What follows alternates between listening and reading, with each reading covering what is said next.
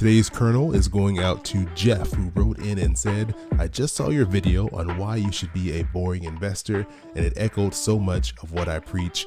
It was so nice to hear someone else say it. Thank you, Jeff, for taking in the time to send that message, and it is really nice to hear that these episodes have been resonating with all of you. So thanks again, Jeff, and I hope you enjoy today's episode.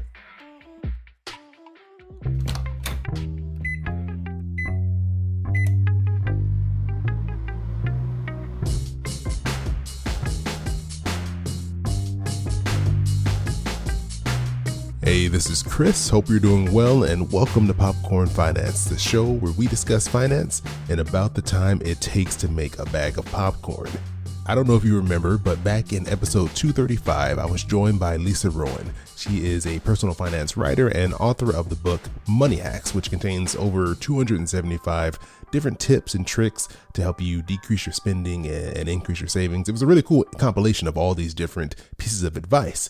We talked about a couple of them on the show, but I mean, there's so many of them. We really can only touch on so many in one episode. So I asked Lisa to come back, and today we're going to talk about another one of my favorite hacks that I found going through her book. And so we're going to run through another money hack here. This was another one of my favorites that I was like, all right, we have to talk about this. This is hack number 44, pay yourself to splurge. I love this concept, because not only is it a kind of way of saving creatively, but also maybe a way of deterring yourself from spending too much money. So could you break this down for us? What does this mean, pay yourself to splurge? Pay yourself to splurge isn't like a double splurge unless you're thinking about the long term.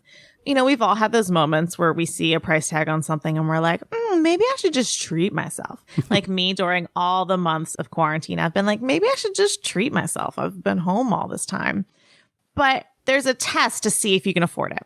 You look at the price tag on the thing you're thinking of buying and you say to yourself, could I put the same exact amount of money in savings right now? If you can, one, you should do it. You can afford the splurge and you can afford to save, go for it. But if you can't, if that would strain your finances to basically pay double for buying the thing and then putting money in savings, maybe it's not a good fit for you right now. Maybe it's going to put you in a precarious financial situation. And that sends a little trigger to your brain to say, well, if I can't save at the same time, maybe I shouldn't splurge at all. So how do you make the decision then? Because I can see this happening with something that's maybe smaller. I think in your book, you give an example of something that's like around $10. But say it's something that's $100 or more. How do you implement this rule still? Do you still hold yourself to the kind of like double, like the double charge by saving and also spending? Right. Like if you are going to buy a car in cash, I don't expect you to be able to put the same amount in your savings. But it really depends on, you should know your budget first, and you should know, what your expenses are looking like for the month. But if you're not in the habit of saving, this can be a trigger for you to save. And so maybe it just makes you think of like, okay, maybe I could buy the thing. Could I put half in savings? Or do I really need that thing at all? Or should I just try to put more money in savings? So, with a lot of the bigger things, you start to mash up money tips in your head, right? So you think about, could I put the same amount in savings? You start to think about how many hours of work would this be? And like suddenly you're standing in a store, people are trying to get around you, and you're just thinking through all the math in your head of like, should I really be buying this right now? So it's really on a case to case basis. But if you're making a much bigger splurge and you're, say you're trying to get the Louboutins, right? And they're $500, you should have already saved. All right. So that's just a reminder to yourself. If I don't already have that money saved, I should not get these shoes. You're listening to this podcast because you want to make better decisions about your money. But one area of our finances that most of us neglect is what happens after we die. If you have children or pets, own property, or want to decide how you're cared for in a medical emergency, you need a will or a trust no matter how old you are. I'm always looking for solutions to help make tackling these financial tasks easier, and that is why I decided to partner with Trust and Will.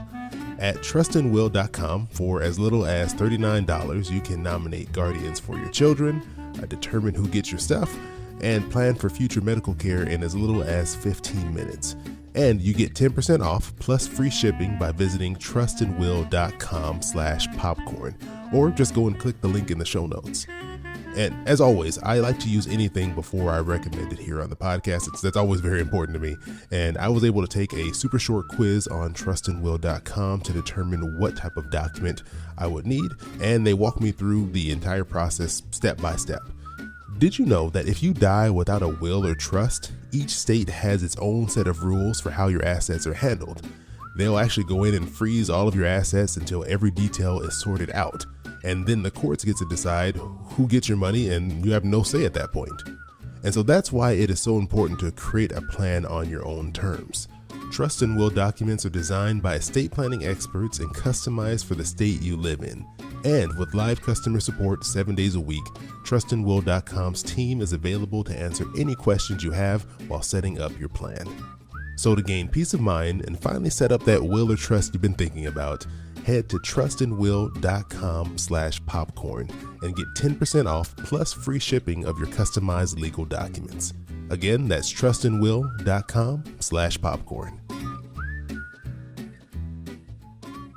I really like this advice because you're kind of just making yourself think about saving all the time. Like maybe you're not necessarily constantly putting money in your savings account because you're like, okay, I'm not going to buy this, but you're tying spending money to saving money.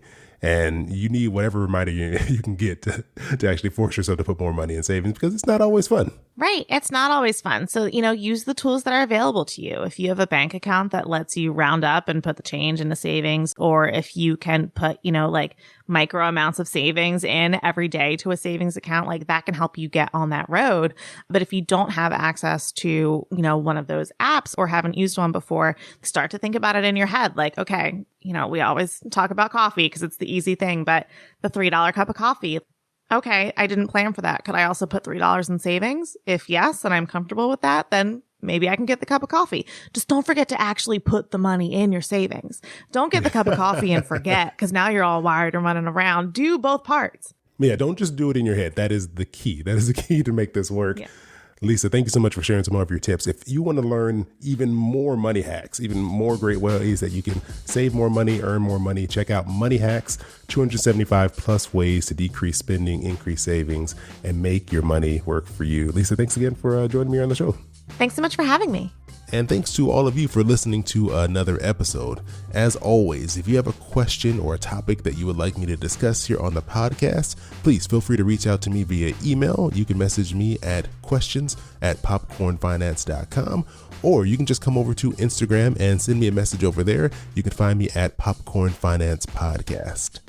As always, I appreciate you joining me here for another bag of popcorn. I hope you have an amazing rest of your week, and I'll talk to you soon.